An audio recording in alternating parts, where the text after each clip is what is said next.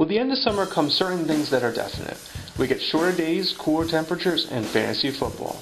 And with that, this week's matchup is our only out-of-conference game, but a game nonetheless that would spark water cooler talk for the days to come.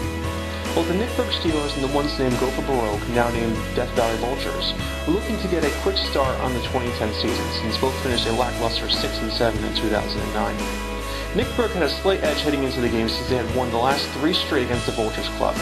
Would that continue in 2010? Or would a late change of quarterback be a non-factor or determine the fate of this match? With the NFL kickoff starting on Thursday, the Vultures would get a head start on the scoring. Pierre Thomas, who was a non-existent in the first half, would plow through the tired Vikings D-line and finish with 14 points. Marcus Colson had a quiet night with only 6 points, and the same could be said for Ryan Longwell, who had a field goal and an extra point for 4 points. So at the end of the first game, we had 24-0 lead for Vultures. Before the start of the 1 o'clock games, there was an interesting move made by Steelers. Feeling that Cobb had more of an upside than the second-year quarterback Stafford, Steelers made the decision to bench Stafford. At the time, it looked like a good move, since Stafford would get knocked out of his game and only end up with 1 point. Both Owens and Moss were quiet in their showdown, totaling out 10 points in all. Moss with 5 points, and Owens equal with 5 as well. To finish out the 1 o'clock games for Steelers, they would benefit from a Peyton Manning slugfest as Dallas Clark garnered 14 points. Neil Racker's moving to a new team stayed the same in fantasy reliability and had 11 points.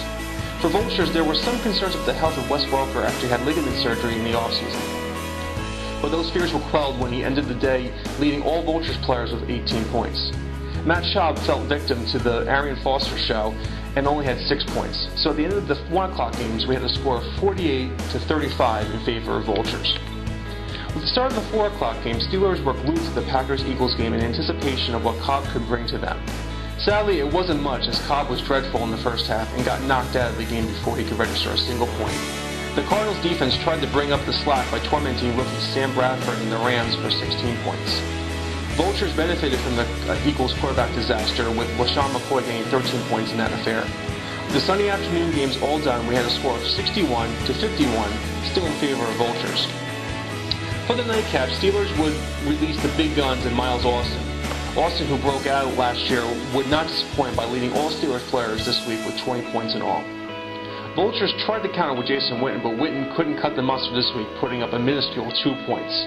With the play of Miles Austin, Steelers looked pretty good with only the Monday night game left for both teams. At this point, Steelers' score was 63-71, now in favor of the Steelers.